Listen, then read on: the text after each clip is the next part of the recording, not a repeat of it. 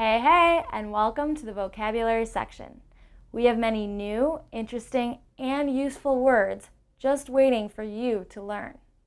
We believe that these words are common and that you should know them.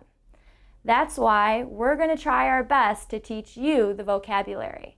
However, it is always up to you to do some self-study.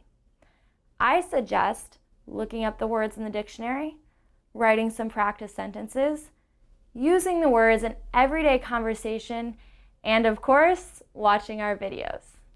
The more that you practice, the better you'll be. These videos will help you improve your English. So just enjoy the videos and try your best.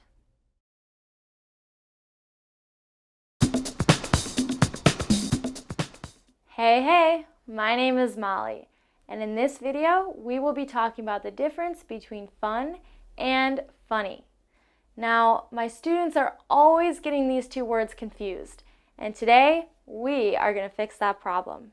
Let's look at the board. Our first word is fun. Now, fun can be used as an adjective or a noun.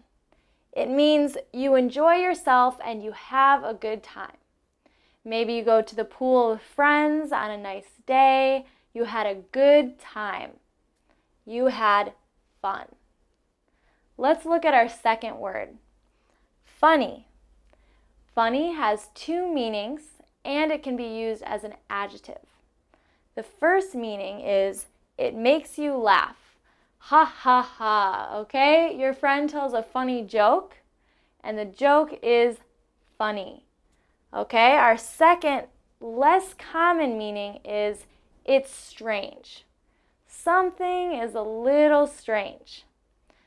So let's keep practicing and look at some examples. Now, I'm going to tell you about a party I went to last weekend.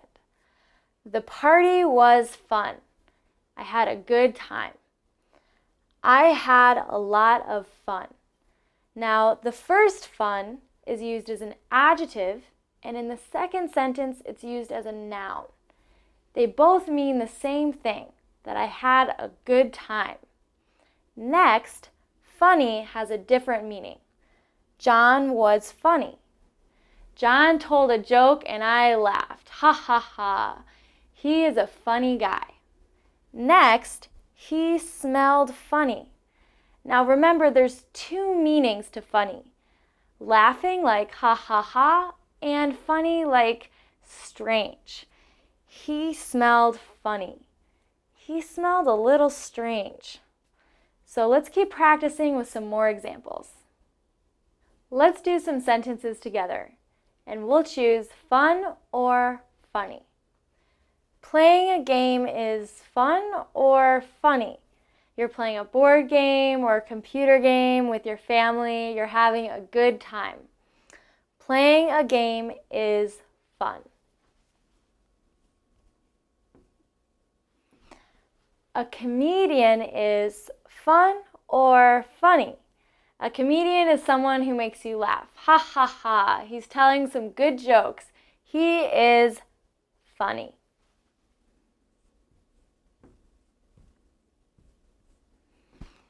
Have a good time at the beach. I want you to have a good time. Have fun at the beach. His hat looks fun or funny? His hat looks funny. Now, funny can have two meanings. Funny like laughing, ha ha ha, or funny like strange. His hat looks funny.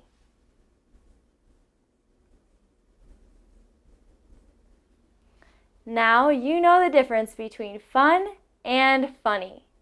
I'll see you next time.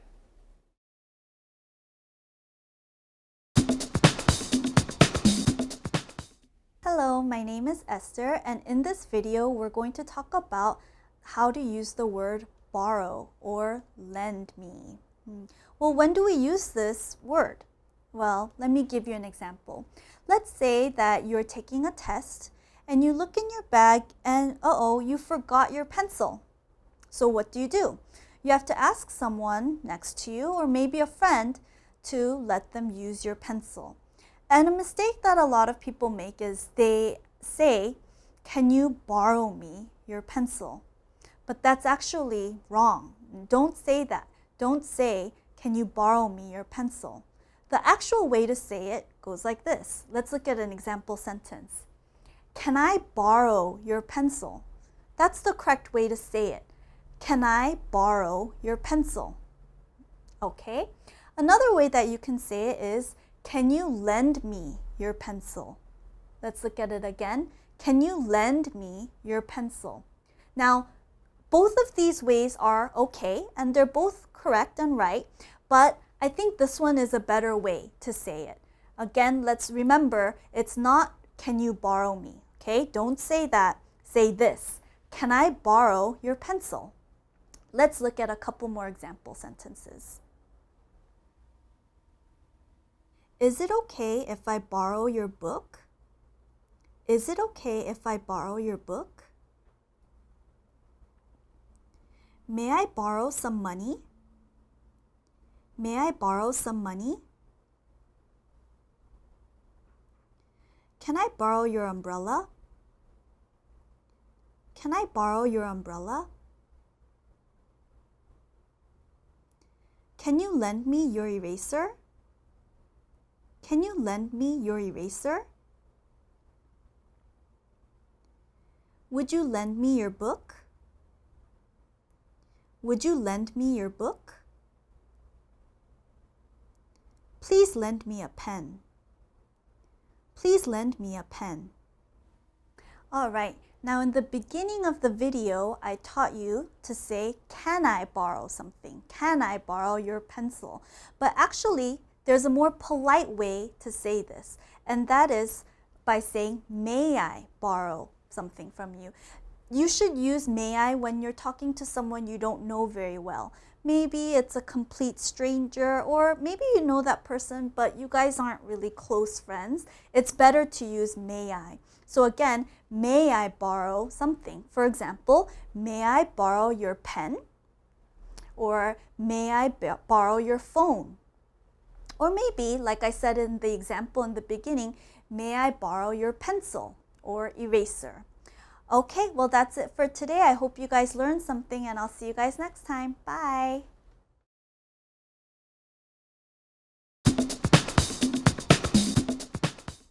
Hello everyone, my name is Robin, and in this video I'm going to talk about two expressions that describe how people use or control money. One is positive and one is negative. Alright, so these two adjectives, the first one we're going to talk about is stingy. Okay, now let's focus on the pronunciation first. Stingy. A lot of my students mistakenly say stingy. Okay, you got to be very careful. It is pronounced stingy. And what does stingy mean? Well, someone who is stingy, they don't like to spend money. They don't like to share money. Okay, they are very greedy. They are not generous. They are exactly like Scrooge. You may have heard or know about Scrooge. He is a very stingy guy. He does not want to share any of his money. All right, so to help us understand stingy a little bit better, let's look at a few example sentences. Okay, so the first example for stingy, he doesn't want to give his son bus money. He is stingy. All right, so yeah, this father doesn't want to give his son any bus money. Okay, that's a very stingy guy. Let's look at the next example. I was so thirsty, but my sister wouldn't buy me water. She's stingy. Okay, again, my sister, oh, very bad. I'm so thirsty, but she wouldn't buy me even water. Yeah, she's very stingy. Okay, so we just saw some examples of stingy. I hope you are not stingy. It's a very negative word to call someone, but there is a positive word, and that's our next word. That word is frugal. Listen to the pronunciation, frugal. Okay, so a person who is frugal they don't like to waste money, all right? They like to save money or keep their money and control their money very well. So for example, someone goes to the market to buy some items or some things. They're probably going to buy the cheaper items, okay? They don't like to waste money on brand names or expensive items. Okay, so people who like to spend less money for things to save money, they are frugal. All right, so let's take a look at a few examples to understand frugal. Okay, let's look at the first example for frugal. My father usually takes the bus to work instead of driving. He is frugal. So yeah, the father takes the bus instead of driving. So he's probably saving money on the oil price. He's a very frugal guy. Let's look at the next example. My sister always uses coupons when she buys something at the store. She is frugal. Okay, so she's always using coupons to save money. She's very frugal. All right, so those were the examples of frugal. Okay, so again, stingy is negative. So if you say to someone, oh, you are stingy, okay, it's a very negative thing. That person doesn't want to share their money. They just want to keep their money.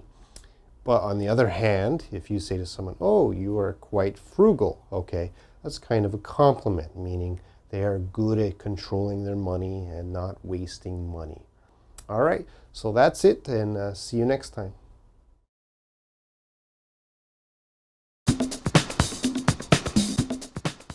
Hello everyone, my name is Robin, and in this video I'm going to talk about adjectives to describe someone's body shape related to their weight, okay, whether someone is very big, fat, or thin and small, okay. Now some of these words are positive, very nice things to say, and some of these words are negative, very bad things to say about someone's body shape. Let's take a look.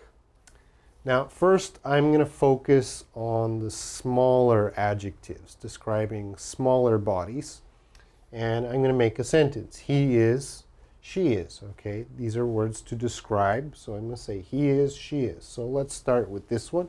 He is average. He is average. And of course, average just means normal. Whatever is normal for your society, that is average. He is average, she is average. Now we're getting smaller. Slender and thin, okay? These are very positive. She is slender. She is thin, okay? That's a nice body shape. Very nice weight, nice body. She is slender. She is thin. The next one, skinny. Okay, this is getting a little bit negative. Some people, it's positive, but it's a little bit negative, okay, to call someone skinny. She is skinny might be a good thing for the woman. She's very happy. But for a man, he is skinny. Maybe that's not so good for a man. He is skinny, okay? That's too thin. That's too thin. Getting smaller here, bony. He is bony. Bony is definitely a negative word. Bony. We can see too many bones, okay? We look at their body and we can see bones. So we would, oh, he is bony, okay? He should gain weight or he should eat more food. The last one is the worst one. This is actually a mental sickness, okay? If I said she is anorexic, anorexic is a very negative thing. So people who are anorexic, because of their mental sickness, they eat and then they go to the toilet to throw up. All right, so anorexic people are very bony. They look very sick. They look very unhealthy. They're underweight. They're too small, okay? That's anorexic. All right, so again, average, slender, thin. These are positive. These are okay. Skinny can be positive, negative. Bony, anorexic. Too small, too thin. These are negative. Let's move on to the larger sizes. Okay, here are the large adjectives. Now we're going to start from average. Again, average is the same, normal. And let's get a little bigger.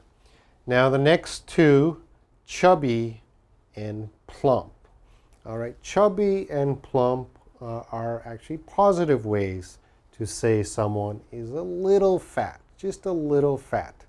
Like a baby might be plump, or your cute girlfriend is chubby, or a little boy is chubby. Okay, so it's a very positive way to say just a little bit of fat. Okay, plump or chubby. He or she is heavy. Okay, starting to get negative. He is heavy. Oh, he's a heavy guy. She's a heavy woman. Getting up. Overweight. That is certainly negative. He is overweight. She is overweight. And then we get to fat. She is fat. Okay, nobody wants to be called fat, but you would say he is fat. Okay, maybe that's a very rude or impolite thing to say to someone. You are fat. And the top one here, obese. Okay, obese. Obese is the technical term for fat. Okay, now he is obese, she is obese. Again, that just means fat. But if you call someone obese, that's the fattest you can get. Okay, he is obese. So of course, in America, they have many people who are obese. If you go there, you can see a lot of big people, a lot of overweight, fat, and obese people. All right, so here are many adjectives to describe the body shape in relation to weight. Some of them are positive, a lot of them are negative. Be careful. Anyway, that's it for this video. See you next time.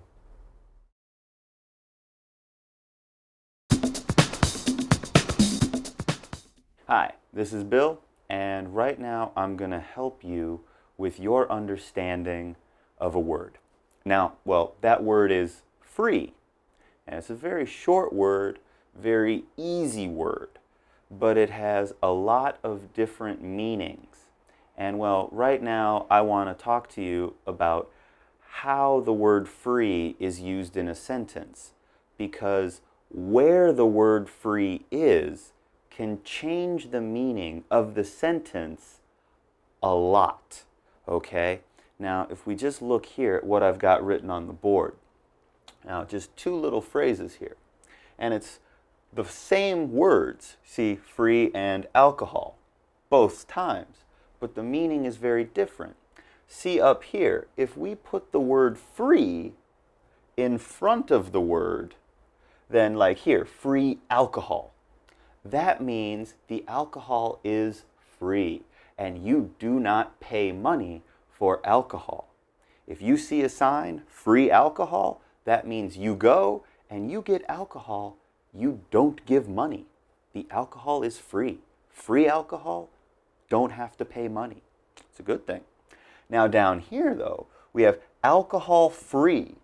That means there is no alcohol, okay? There's no alcohol in the drink. So you can say Coca-Cola is a alcohol-free drink because there's no alcohol in the cola. Another example here is maybe there's a sign that says free kittens. Free kittens. So that means if you want to take a kitten home for a pet, you do not have to give money. You can just go and take the kitten home with you. All right? Now, another example here where free is after the word. Maybe you're in a convenience store and you want to buy a little coffee drink. And well, some coffee drinks will say on them, sugar-free. Now, that means that coffee drink, there's no sugar in the drink. It's not a sweet drink. It's just coffee, no sugar. Okay? So just remember, before the word means you don't pay money for it. After the word, that means that word is not there. So alcohol-free, no alcohol. Sugar-free, no sugar. Let's take a look at some written examples of this. Here's sentences using the word free differently. All soft drinks come with free refills. All soft drinks come with free refills. Order a set and you'll get a free side dish. Order a set and you'll get a free side dish. The hotel serves a free breakfast. The hotel serves a free breakfast. This park is smoking free. This park is smoking free. I want an alcohol-free drink. I want an alcohol-free drink. The cinema should be talking free. The cinema should be talking free. Alright, so there you saw some written sentences about where the word free can be in a sentence. Now, before we finish, I just want to tell you about something I saw once while I was here in Korea. One time I was riding the subway and I noticed there was a poster at the station, and the poster was for a music festival. Now, what they were trying to do, I noticed this, they wanted it to say that the festival was free for foreigners, which meant foreigners did not have to buy a ticket to go into the festival. Now, what they wanted to do was to make it attracted to foreigners. They wanted foreigners to come there, okay? Because if they think if it's free, that's a good reason to go. We don't have to pay money. But the poster said, foreigners free. Now, this means there are no foreigners there. It's the opposite meaning that they were going for. So just remember, where you put the word free really changes the meaning. I hope this helps, and I'll see you next video.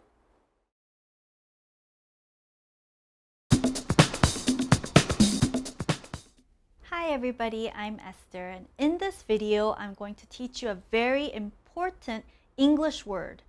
Now, everybody in Korea should know this word because it gets this way every summer in Korea, right? Well, not just in the summer, but also in some other seasons. And that word that we're going to learn today is humid. Again, humid.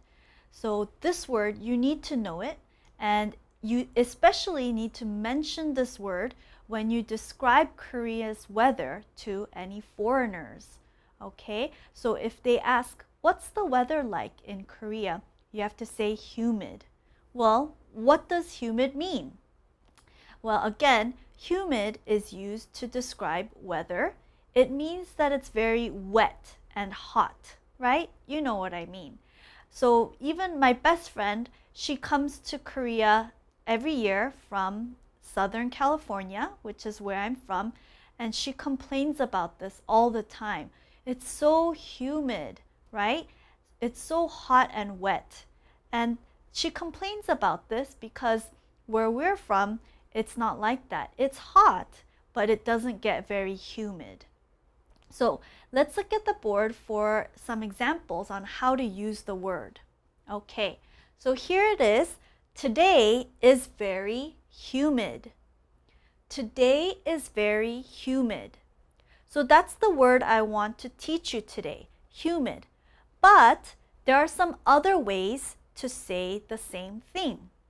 Instead of humid, we can say a couple of other words. For example, we can say today is very muggy. Today is very muggy. Okay, muggy means humid, again, hot and wet. We can also say today is very sticky.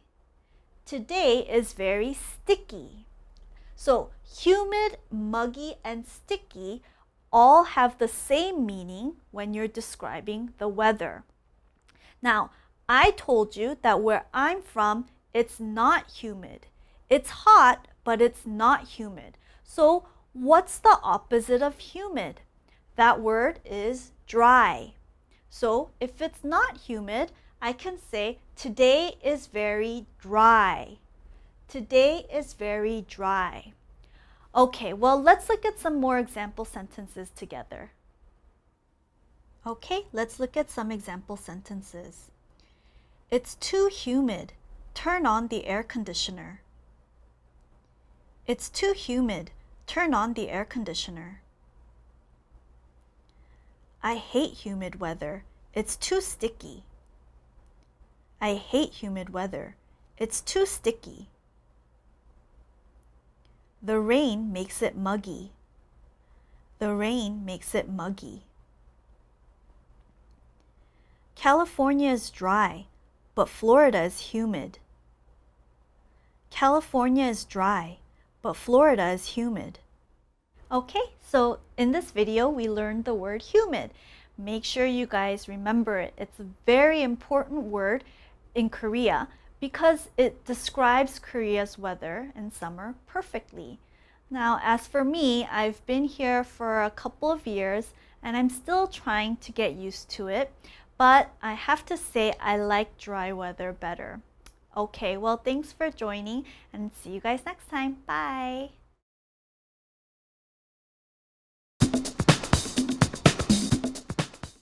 Hello everyone, my name is Robin, and in this video I'm going to talk about a very dirty word to obite. Okay, well, remember obite is Konglish, so we don't want to use obite. So what should we say in English? Well, these are the words we should use, all right? So I have a sentence. I'm sick. I'm sick. Oh, I need to vomit. Vomit is the formal way to say, your food comes out of your mouth. Vomit. So if you're at the doctor, you should use vomit. I need to vomit. Now, vomit is a verb. I need to vomit. And it can also be a noun. Oh, there's vomit on the floor. The next one is the most common one. Throw up. Okay, this is the one you want to use most of the time. I'm sick. I need to throw up. All right. I drank some soju last night. I need to throw up. Okay. This one is only a verb. I need to throw up. That's how you want to use it. The last two, there's slang. Now, there's hundreds of slang to mean the same as vomit. I can't teach them all, but these two are the most common. So you'll probably hear these ones. And both of these can be used as nouns or verbs. So I'm sick, I need to puke, I need to puke, and I need to barf. I need to barf. All of these words mean the same thing. The food is coming out because you're sick. All right? And remember, throw up is the best one to use. It's the most common and the easiest one to use. I need to throw up. Well, that's how you express how to throw up. Let's take a look at a few more examples. All right, let's take a look at these examples. The first one, stop the car. I need to vomit. Stop the car. I need to vomit. The next one, I drank too much soju. I need to throw up. I drank too much soju. I need to throw up. And the next one, the baby barfed all over my new jacket. The baby barfed all over my new jacket.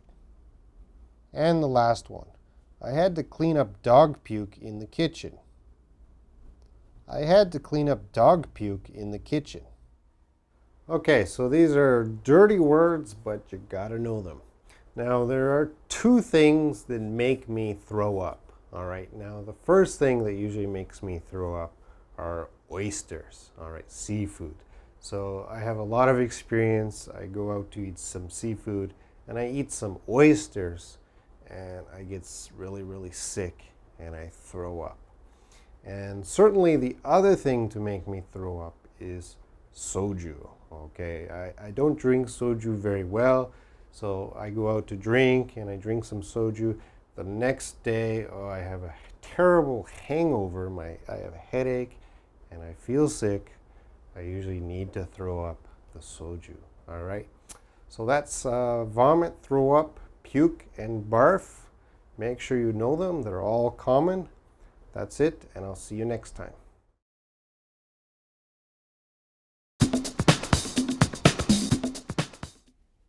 Hi everybody, my name's Esther, and in this video I want to talk about a very important vocabulary word for all Koreans to know. Okay, and that word is monsoon season. What is monsoon season? Well, every summer, many foreigners come and they're surprised by how much rain there is, right? In the summer in Korea, for about 1 month, usually in July, there's a lot of rain, okay? And in English, we call that the monsoon season. So it's very important for Koreans to have a good umbrella, maybe some rain boots, right? But also it can cause some problems for some businesses and homes if there's too much rain and flooding, right? So if you see a foreigner and they ask about summer in Korea, it's very important that you remember that you tell them about monsoon season. Okay, so let's look on the board and look at this example sentence.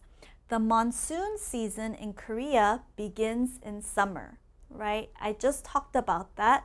Again, the monsoon, let's pronounce it together, monsoon, monsoon. So the monsoon season in Korea begins in summer. And as we said, the monsoon season lasts for about 1 month and there's lots of rain during the monsoon season. Okay, let's look at some more examples together. Let's look at these examples. It's very humid during the monsoon season. It's very humid during the monsoon season. The monsoon season is coming. The monsoon season is coming. I need to buy a new umbrella for the monsoon season. I need to buy a new umbrella for the monsoon season. Okay, so in this video, we learned about the vocabulary word monsoon season. Remember, it's a time in Korea when there's a lot of rain and it's very hot and sticky, right? Now, in Southern California, where I'm from, there is no monsoon season. We get a little bit of rain in the winter time, which is very different from Korea, but again, nothing like the rain we see here. Okay, so that is something that I'm still trying to get used to. Okay, so again, the word we learned is monsoon season. Don't forget it, and see you next time. Bye.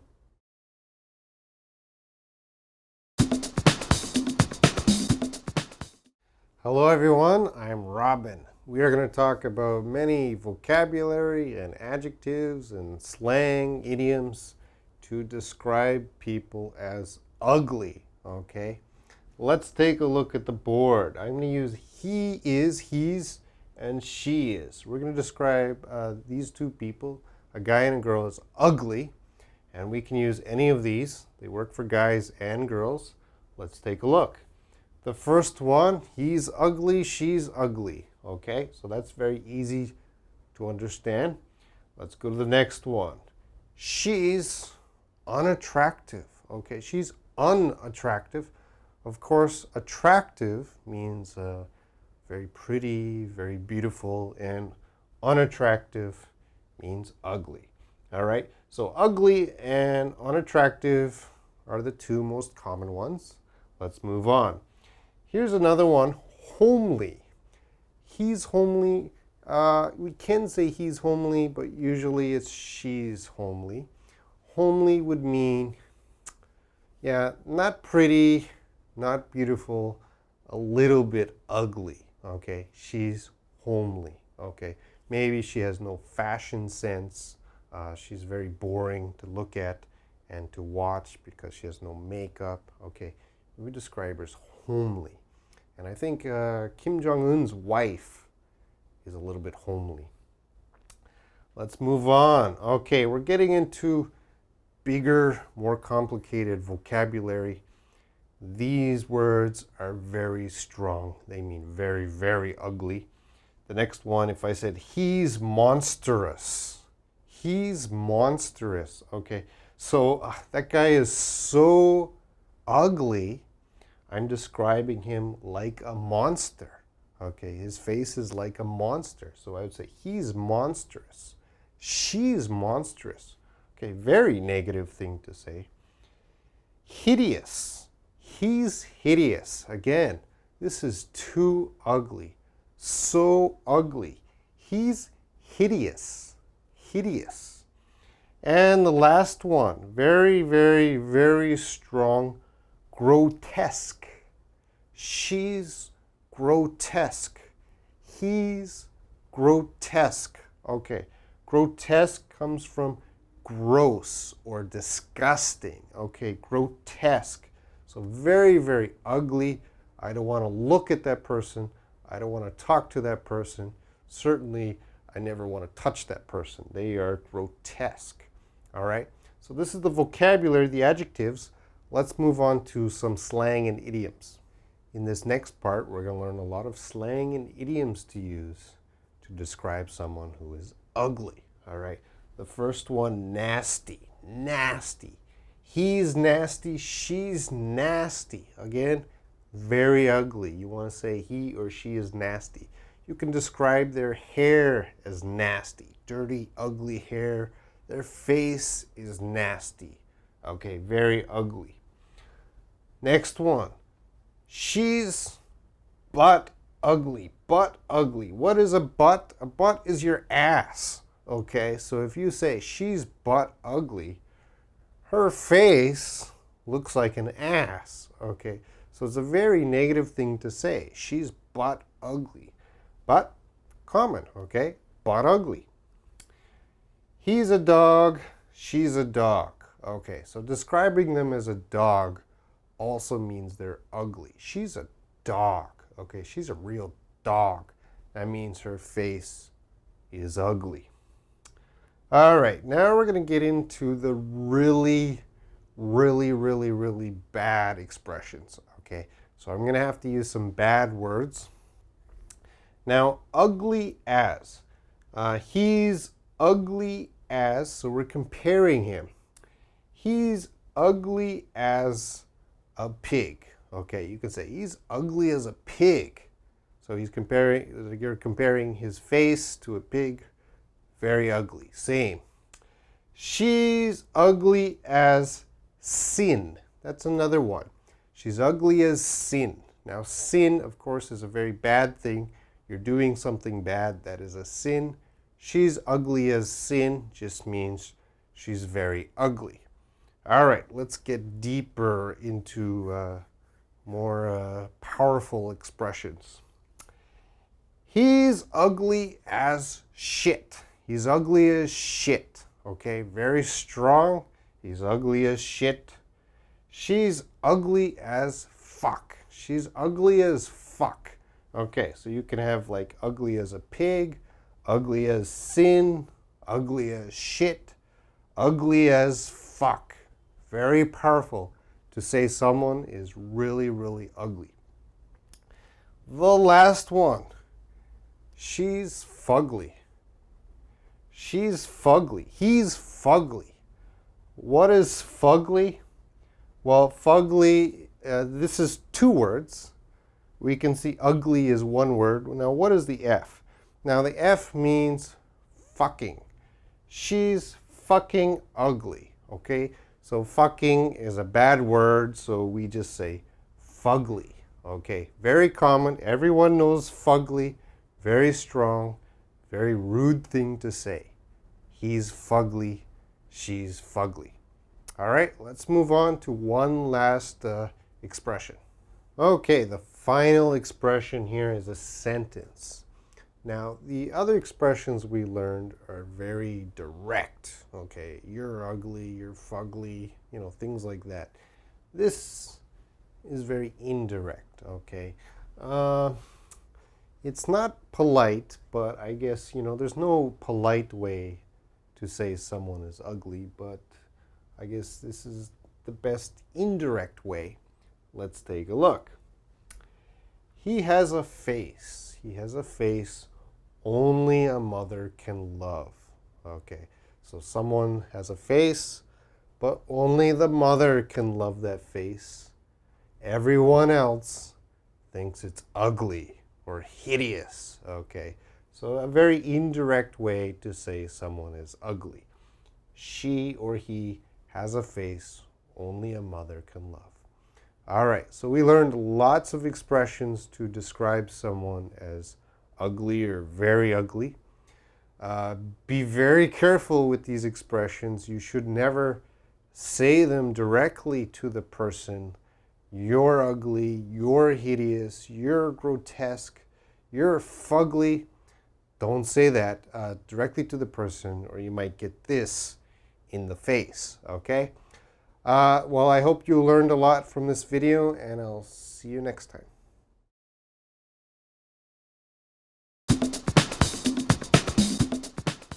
Hi, I'm Robin, and in this video I'm going to talk about a very serious word, bullying. And what does that mean? Well, basically bullying means a student or young person or a group of students bother another student or child, okay? It's a very serious issue here in Korea. Let's take a look. Now up here I have a bully. This is a noun. What is a bully? The bully is the bad kid, okay? The bad student. Why is he bad? Because he bothers other children, other students. How does he bother? He hits them, he steals their money, he's a bully. And in my example sentence, he's a big bully, okay? A big bully means he's a big guy who bothers probably smaller children, smaller students. He's a big bully. The verb form, to bully. He, the bully, bullies many students. He bullies many students. So as a verb, what does it mean? Well, it means to bother. And I have two other words here, tease and harass. Now, tease means to jokingly bother other children. So it's possible the bully is just teasing, kind of jokingly, not too strong, just little teasing is like bothering them about their clothing or things like that. Harass is very strong and very bad. Now, to harass someone means to physically harass, hit them, or verbally harass, say bad things, you're ugly, I hate you, okay? That's harassment. So to bully can also mean tease and harass, okay? So he bullies many students. He's bothering many students. All right, so remember, a bully, the bad guy, the bad student, the bad child, what does he do? He bullies, okay? He bothers the other children, hits them, takes their money, makes their life very bad. All right, let's take a look at some example sentences. So the first example sentence, in Korea, many students commit suicide because they are bullied too much. In Korea, many students commit suicide because they are bullied too much. The bullies were expelled from school. The bullies were expelled from school. Many teens are victims of cyberbullying. Many teens are victims of cyberbullying. The bully teased the girl too much and she cried. The bully teased the girl too much and she cried. The bully harassed the boy every day. The bully harassed the boy every day. Okay, I hope you have a good understanding of how to use bully as a noun and a verb. All right, it's a common word. You must know it. I'm going to tell you a little story now about when I was in middle school. I was bullied by one kid. He was a black kid. His name was Alan Bishop. And I never did anything bad to him, but for some reason he didn't like me. So every day at school he bullied me. He was a terrible bully. He always bothered me. Now, he never harassed me physically. He never hit me, but certainly there was a lot of verbal harassment every day. He always said terrible things to me. So that continued for about 1 year. So I still remember Alan Bishop, and I still don't like him. Anyway, that's it for this video. See you next time.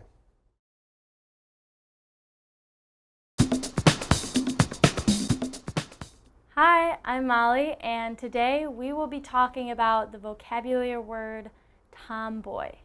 Now, a tomboy is a girl, a young female, who likes things that usually men like to do. For example, I'm a tomboy, and I like a lot of things that men usually like. I like to be in nature and to go camping, and I don't like a lot of things that females might like. If we look over here, I say I like to play soccer. I really like playing soccer. I like being physical and running and being outside. I like to watch sports, and I really, really like to be outdoors. Whether that be fishing or boating or swimming, you can always find me outside. However, there are a few things that I really don't like to do. I really don't like to wear makeup. I don't ever really usually wear a lot of makeup. Fashion, you won't catch me talking about fashion or about what someone's wearing. And I know in Korea, a lot of girls really care about fashion and what they look like. But because I consider myself a tomboy, I don't like these things. These are very girly things, and I like more things that men usually like.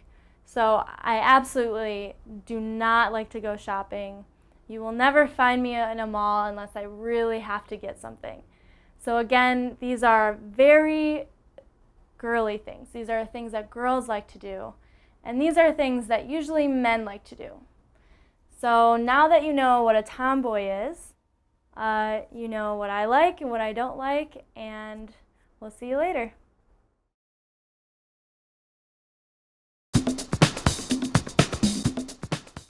Hi everybody, I'm Esther, and in this video I want to talk with you about the word lag. Now, lag means to do something very slowly or to be very slow. Okay, so the word lag is up here on the board. Now, the pronunciation, it's hard, I know, but you have to try and practice.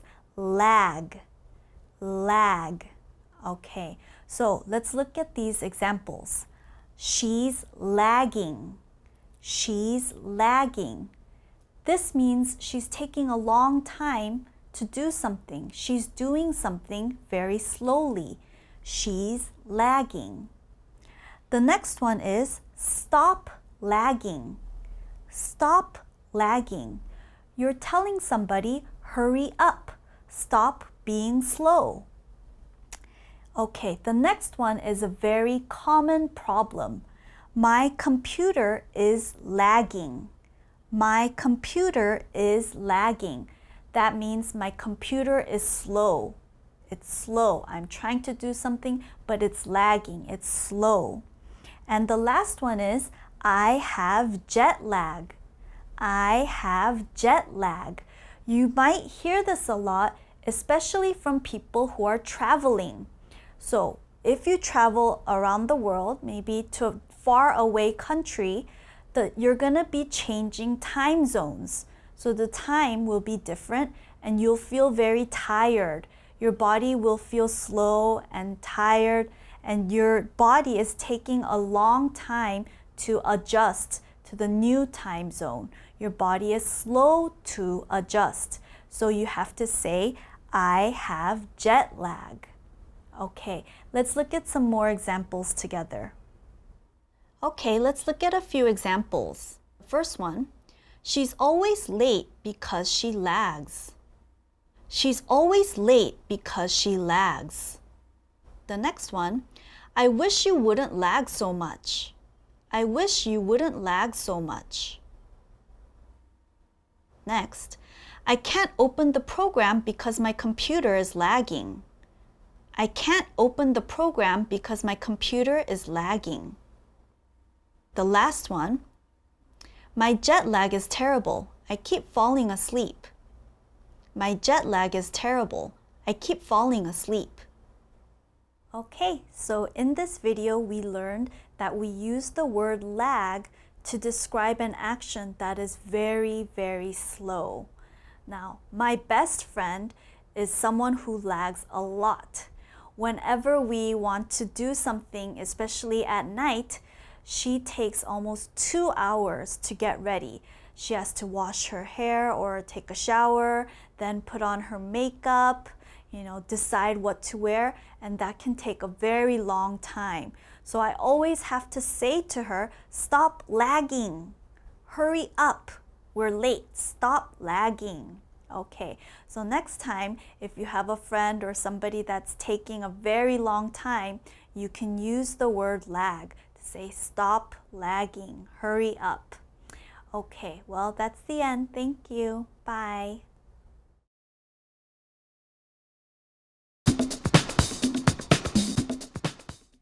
Hi everybody, my name is Esther, and in this video I'm going to talk about the word pedestrian. Now, I think this is a really important word for all Koreans to know because there are many pedestrians in Korea. Well, what is a pedestrian? A pedestrian is somebody who is walking. They might be walking on the street or on the sidewalk where all the stores and restaurants are, the sidewalk.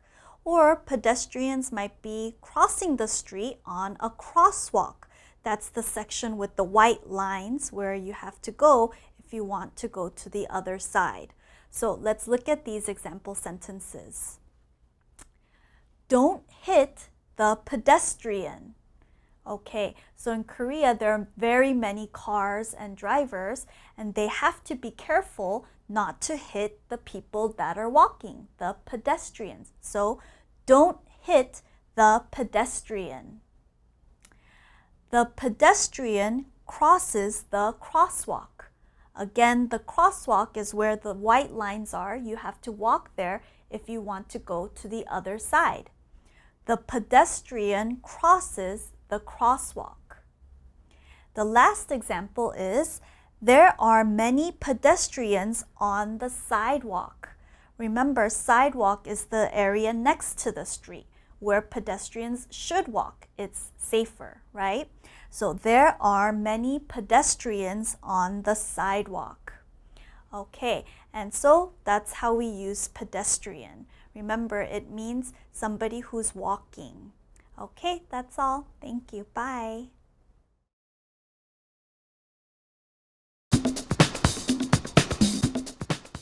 Hello everyone, I'm Robin, and in this video I'm going to talk about phobias, okay? So what are phobias? Well, phobias are a really big fear of something, all right? Now, it's not a small fear. For example, snakes. Maybe everyone is scared of snakes, but a phobia is a little stronger. Well, actually a lot stronger, all right? It is a great fear. Like really, if I talk about snakes, just talking about it makes that person scared and stressful, okay? So the phobia should be used when you have a really big fear of something, not just a small fear. All right, now let's take a look at the board. I have a question here. Someone asks, do you have a phobia? Do you have a phobia? So again, this is not asking if you're scared of something. It's asking about a phobia. You're really scared of something. And you can answer, I have, and you put the phobia name. Now, the phobia names are not easy, okay? They're long and complicated. So there's actually thousands and thousands of phobias. They have official names, okay? So people are scared of the color green, people are scared of thunder and lightning, people are scared of injections. They all have official names. I don't remember them, actually. No one can remember them. But I'm going to tell you the ones that are common that most people do remember, okay? So do you have a phobia? I have arachnophobia. Arachnophobia, what is that? Well, we see phobia, so we know it's a great fear. Arachnophobia.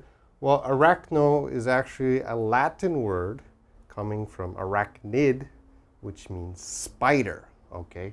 So arachnophobia is a very big fear of spiders. So I have arachnophobia. And again, not a little fear of spiders. This is a really, you are terrified of spiders. And I met one person with arachnophobia when I was in elementary school. He was a friend of mine. And I used to have a plastic spider. It was plastic, not alive. And I would bring it to school, and he could not even enter the classroom. All right, he was just too scared of a plastic spider. Okay, he just had a very strong phobia. And actually one day we tried to get him to touch the plastic spider with gloves. And we put gloves on him. He still couldn't touch that plastic spider. All right, he had a very strong phobia. All right, let's look at the next one. Acrophobia. This is very common. Acrophobia is a fear of heights, high places, okay? So if you're very high and you're just very, very scared to look down, you probably have acrophobia. The next one, claustrophobia.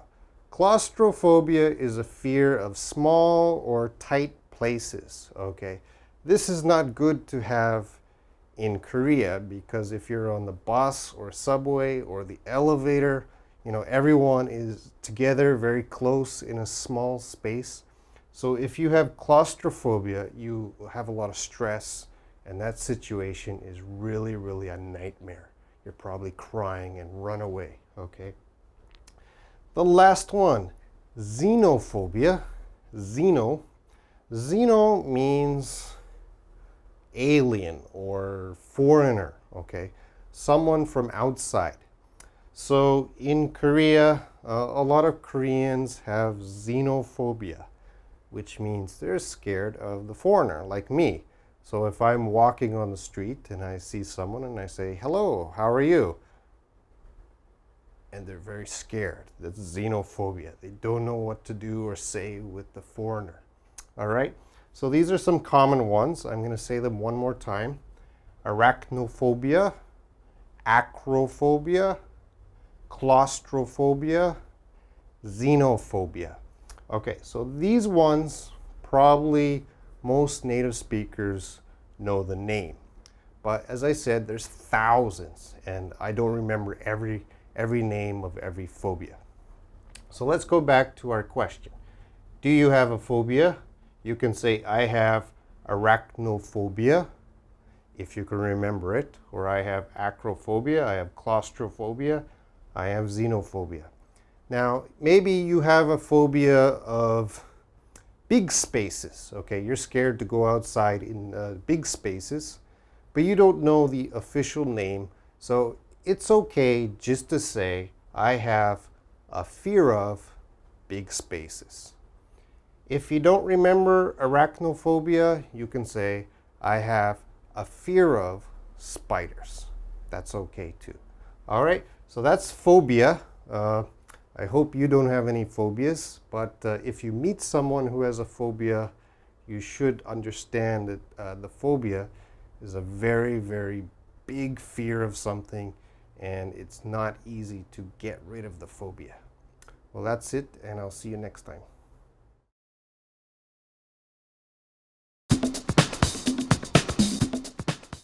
Hi there, my name is Sarah, and I'm going to teach you about gossip and rumors.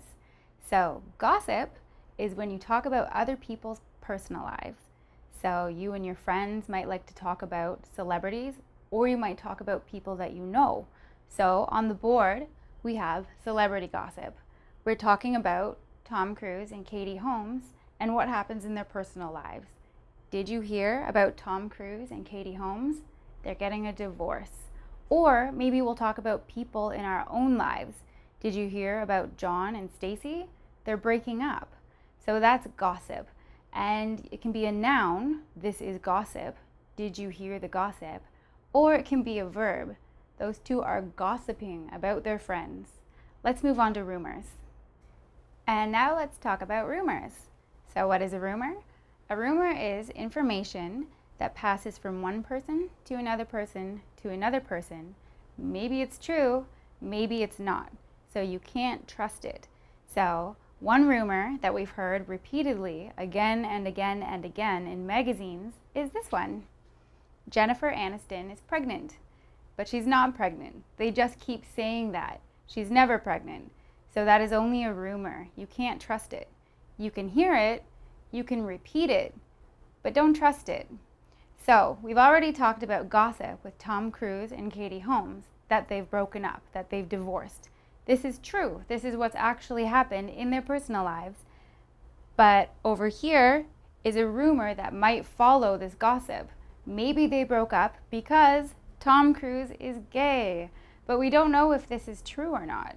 So it's just a rumor. So you can repeat it, you can listen to it, but don't trust it because it's just a rumor.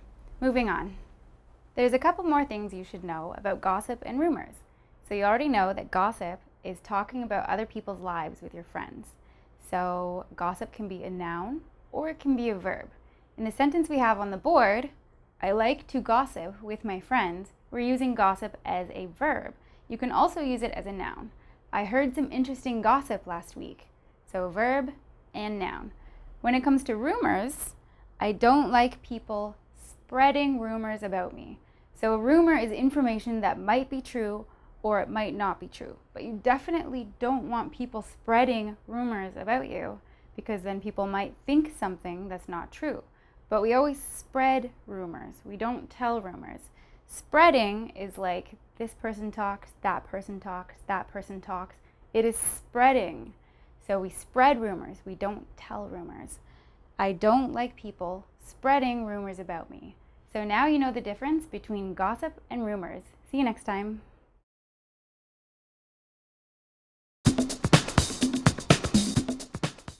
Hi, I'm Molly, and in this video we're going to be talking about 4 words that mean basically the same thing. Relax, unwind, chill or chill out, and take it easy. Now all of these words just mean to pretty much do nothing, to relax, calm down. After a long day at work, maybe you're tired or angry or upset, you just want to sit down and do nothing.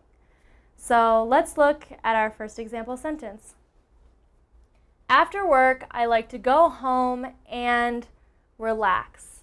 You might tell your friends, I'm just going to go home and relax. Do nothing, hang out.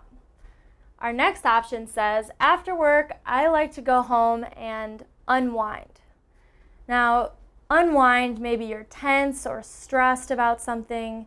Usually you unwind with maybe a beer or a glass of wine, doing something to settle down. Whether that be working out or cooking a meal, everyone does something to unwind at the end of a long day.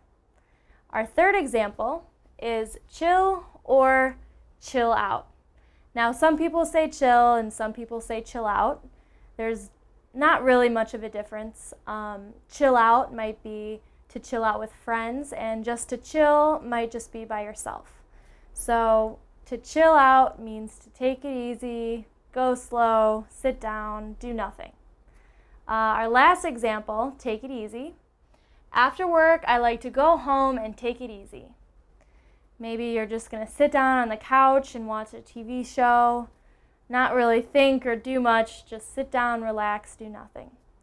So you've heard me use all these words and you can use them. They're all very similar.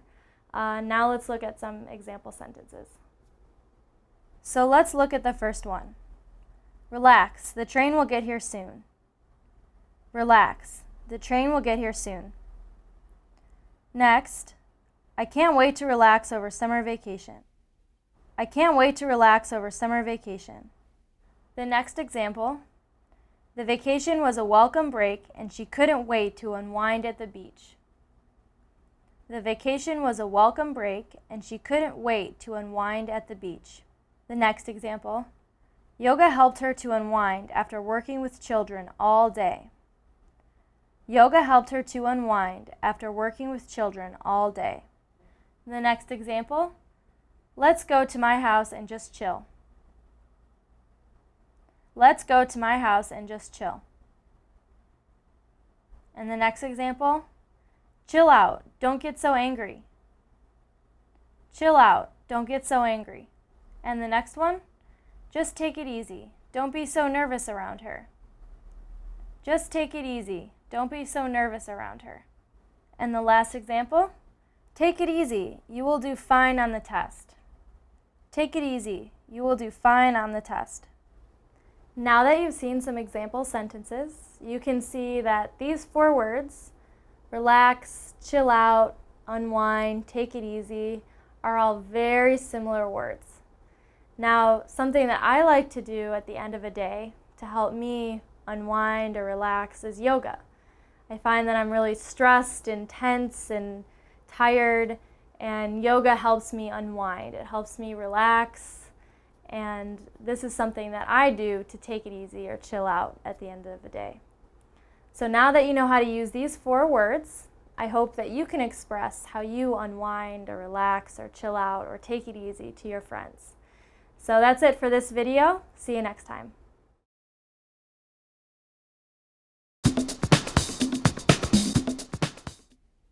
This is Robin, and I'm going to talk about corruption.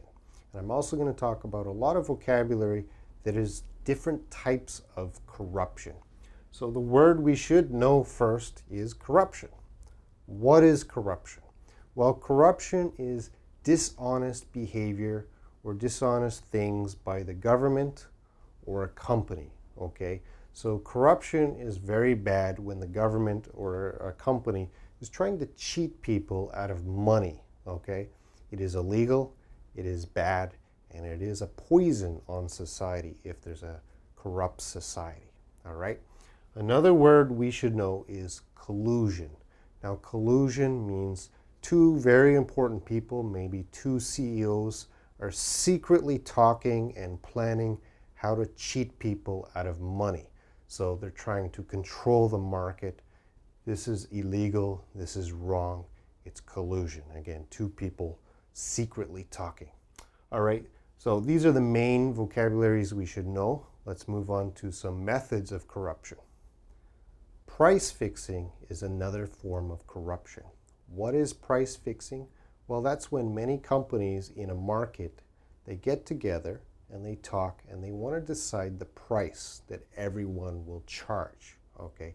They don't want to compete because that brings down the price or cost of something. So they get together, they talk, they fix a price. They decide what price will everyone charge and everyone will make money. Now this is price fixing, and it is wrong, it is bad, and it is illegal, okay? Let's take a look at my example. There is a lot of collusion among gas stations to fix the price of gas. Okay, there's a lot of collusion. There's the word collusion again. So collusion, remember, that means they get together secretly to decide how to cheat the customer. It's a very bad word, collusion. So the gas station owners are getting together to talk, that's collusion, to fix the price of gas. Okay, so they're going to decide what the price of gas is for all the companies to control the market share. All right, so that's price fixing, another form of corruption. Let's look at some more. Here are 2 words that describe the most common type of corruption. Kickback, bribe. Okay, what's a kickback? What's a bribe? Well, this is secret money. Okay, so this is one person giving money or expensive gifts to another person, that person has power and they help him, okay, because they got money. Okay, so again, I'm giving money or gifts to someone, he has power, and he helps me to do something. That is a bribe, and it is illegal, and unfortunately, it is very common in companies and even the government. Let's take a look at this example sentence. A building contractor, someone making buildings, gave a kickback or bribe, you could use either, gave a bribe to the government official. All right, so he's a building contractor, he's making buildings, and he gave the bribe, probably a lot of money, to the government official. Why? Well, this government official will help him with his business, okay? So he gave some money, and now he gets some help. That's a bribe or a kickback. Let's move on to some more vocabulary. Here is embezzlement. This is a very serious crime when someone embezzles from a company, okay? What does it mean? Well, to embezzle means you're stealing money from the company. Now, not small money, but usually really big money, like thousands of dollars or millions of dollars. The employee is stealing from the company. And of course, sometimes a CEO will steal from the company. Okay, that's a very serious crime and they will go to jail. Let's take a look at this example sentence. The employee embezzled $10,000 from the store. Okay, so he embezzled, he stole it from the store. Very serious corruption. Let's look at some more vocabulary. The last form of corruption I want to talk about is fraud. Okay, fraud is when you lie, especially for the company books, and they have to write down the numbers and the money, all the bookkeeping, and they lie, okay? They change the numbers. They lie. That is fraud. That's a serious crime. All right, let's take a look. Fraud. He committed fraud to the tax office, okay? So the government tax office, they're very serious about getting their taxes, and he gave some information, but he lied, okay? Maybe he didn't tell them how much money he's making. He lied. That is fraud. That is a crime, and that is also corruption. All right, let's take a look at some example sentences to help us understand how to use this vocabulary. The first one, 5 perfume brands with 95% of the market share were found guilty of price fixing. 5 perfume brands with 95% of the market share were found guilty of price fixing. The next example. Mr. Smith gave him a bribe, so he gave the company contract to Mr. Smith. Mr. Smith gave him a bribe, so he gave the company contract to Mr. Smith. The next example. The rich man bribed the policeman to stay out of jail. The rich man bribed the policeman to stay out of jail. The next example. Doctors get many kickbacks from pharmaceutical companies. Doctors get many kickbacks from pharmaceutical companies. The next example. The CEO embezzled $1 million from the company. The CEO embezzled $1 million from the company. And the last example. He went to jail for 2 years for tax fraud. He went to jail for 2 years for tax fraud. So those were some example sentences. I hope you can understand how to use these words better. I know it's difficult vocabulary. It takes a lot of self-study to properly know them and how to use them. So this video is a good guide or introduction to these words. Before I go, I'm just going to quickly review them. corruption is the main word. So corruption is any dishonest behavior by the government or a company to cheat the people. All of this is corruption. Collusion, two companies or many companies getting together to talk and discuss secretly how to cheat people. That's collusion. Price fixing, controlling the price of something, okay? They're not doing any sort of competition, just controlling the price. Kickback, bribe, that's the secret money. I give you money and you help me to improve my business, something like that. Embezzlement, stealing money from the company, okay? Usually big money.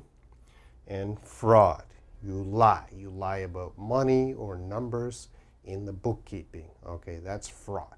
All right, these words, you're going to see them every day in the newspaper, all right? In any country, there's a lot of corruption everywhere.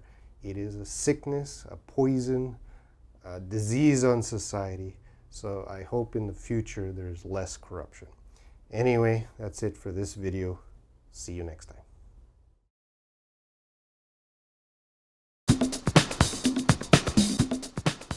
I'm Robin, and in this video I'm going to talk about the word clumsy, the slang word klutz, and the idiom all thumbs.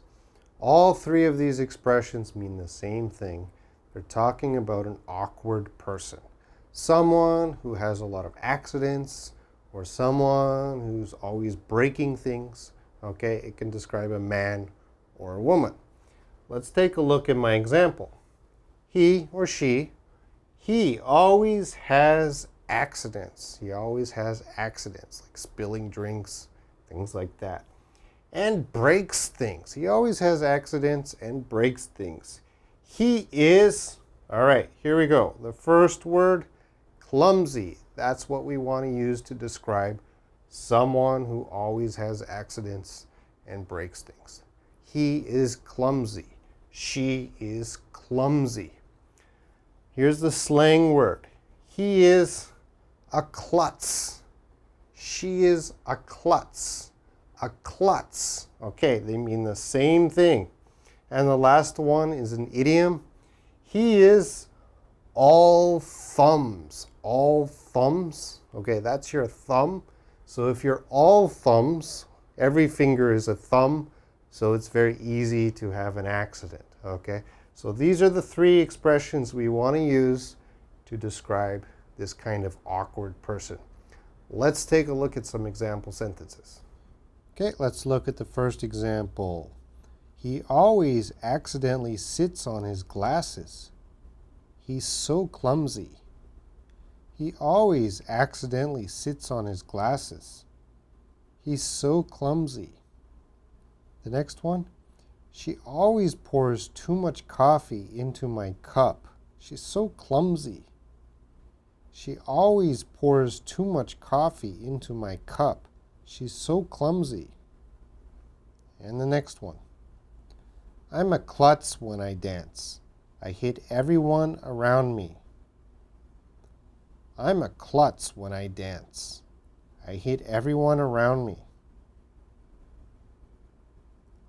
The nurse was a klutz. She gave the patient the wrong medicine. The nurse was a klutz. She gave the patient the wrong medicine.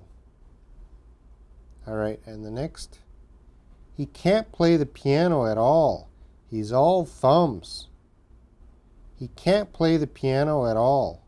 He's all thumbs. I tried to fix the toilet, but I'm all thumbs. I just broke it more.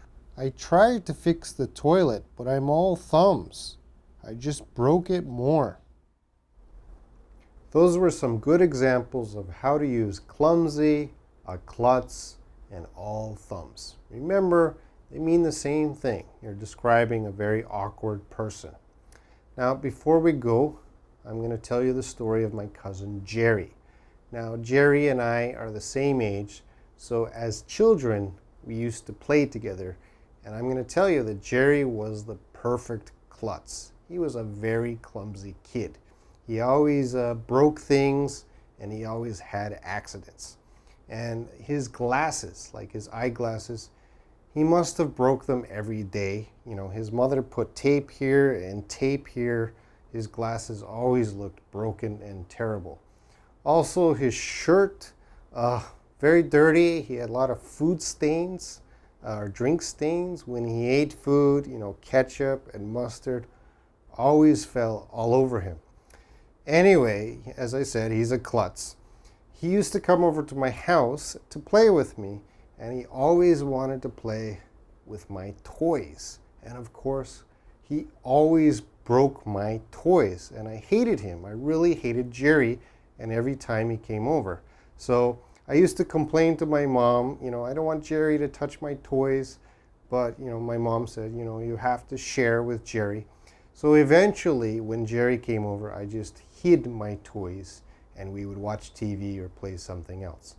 Well, anyway, that's the story of Jerry, the perfect klutz. I hope you understand these expressions. See you next time.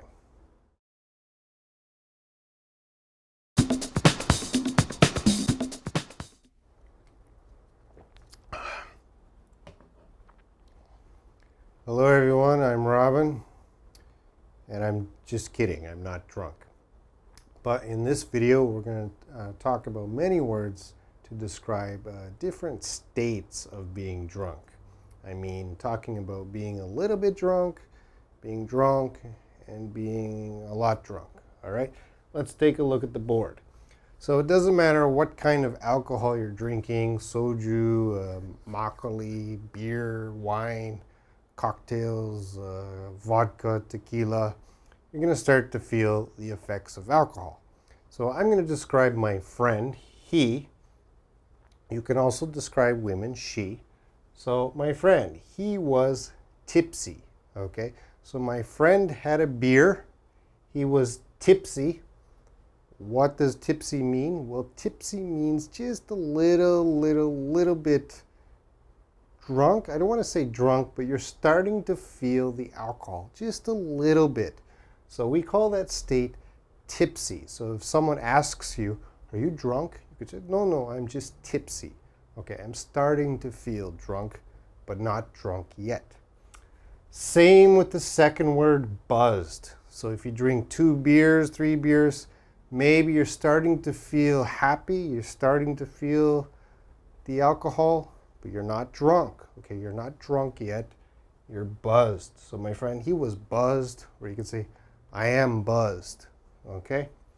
So after tipsy and buzzed, we get to drunk. You're drunk. All right, so you're starting to act foolishly, or you're talking more, or maybe you just sleep. Okay, you're drunk. After drunk, we get to really drunk, very drunk.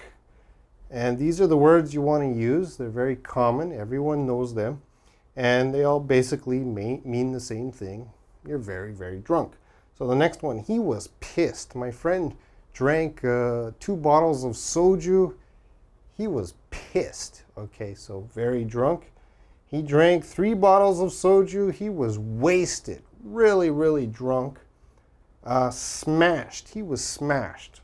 Again, wasted, smashed, hammered, all being very drunk. He was wasted. He was smashed. He was hammered. And the last one, a little bit of a bad word, he was shit-faced. Okay, really drunk. He had 4 or 5 bottles of soju. He was shit-faced. Okay, again, you could use it, he, she, my mother, my father, I was shit-faced. Doesn't matter. You want to describe someone as very drunk. For me personally, if I drink maybe 2 or 3 bottles of beer, I get buzzed. Maybe 5 or 6 bottles of beer, I will get drunk. Certainly 1 bottle of soju, I'm drunk. If I drink 2 bottles of soju, maybe pissed. Yeah, 3 bottles of soju, I'm certainly in this area, smashed, hammered, and 4 bottles of soju. I am shit-faced. I am crazy drunk. All right, so these are great words to describe your friend or yourself and the different states of being drunk. All right, that's it for this video. See you next time.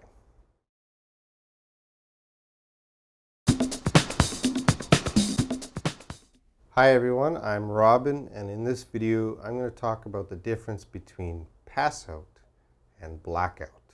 Okay, a lot of my students confuse both of these expressions, so I hope this video will clear up all confusion. Both of these expressions are mainly used to describe when we go out drinking alcohol with our friends. Okay, so the first expression, pass out, what does that mean? Well, we say pass out when we fall asleep. Okay, we fall asleep suddenly, probably because our body has some sort of problem or shock. Okay, we can also use the expression to faint. Okay, that means to fall asleep suddenly. So when we're drinking a lot, okay, we can pass out because our body took too much alcohol. But you don't always have to use it just with drinking. You know, if someone hits you on the head very hard, you can pass out. Or maybe you're very sick, you have something wrong with your stomach and your body has a shock, you can pass out. Okay, so pass out is kind of fall asleep because your body has some sort of problem or shock. And again, we can also use the term to faint. Blackout is very different. Okay, so pass out, fall asleep. Blackout means you have no memory. So if you are drinking a lot of alcohol and the next day your friend asks you, what happened last night? And I can't remember. I blacked out. Okay, so blacked out means you have no memory. You were awake, just you can't remember. So let's take a look at my 2 example sentences. They're almost the same. I drank so much, I passed out. Okay, I drank so much alcohol, I passed out. That means I fell asleep. I drank so much, I blacked out. Okay, so this person didn't fall asleep, just they have no memory of what happened after they went drinking. All right, so that's the difference between pass out and blackout. I hope you understand. That's it for this video.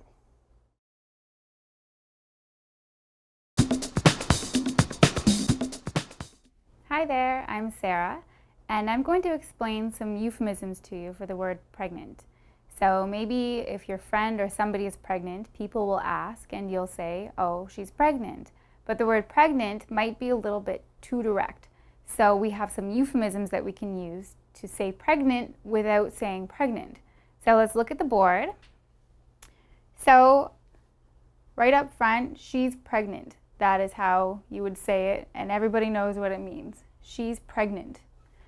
Down here are our euphemisms. So the most common one, she's expecting. So she's expecting a baby in the future. You can just say, oh, she's expecting, and everybody knows what that means. Very, very common. Number 2, she's preggers. So preggers is like a shortened form of pregnant. It's less serious, it's kind of funny. She's preggers. Eating for 2. Eating for 2 is she's got a lot of food on her plate. She's eating for her and she's eating for the baby. She's eating for 2. These 2 are idioms. So knocked up. Knocked up is a little bit negative. In the past it was used for somebody who's unmarried. So she's knocked up. The baby wasn't expected. She's not married. It's a little bit of a surprise. So that wasn't a good feeling with knocked up.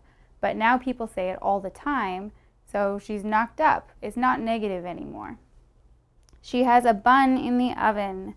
This one's kind of funny. So you need to imagine that the woman's body is an oven, and inside there is a baby. The baby is the bread. It's a little bun, just a little bun, and it's going to grow. And babies grow, bread grows in the oven, so bun is the baby. In the oven, which is the stomach. So those are our euphemisms for pregnancy. I hope they help you out. See you next time.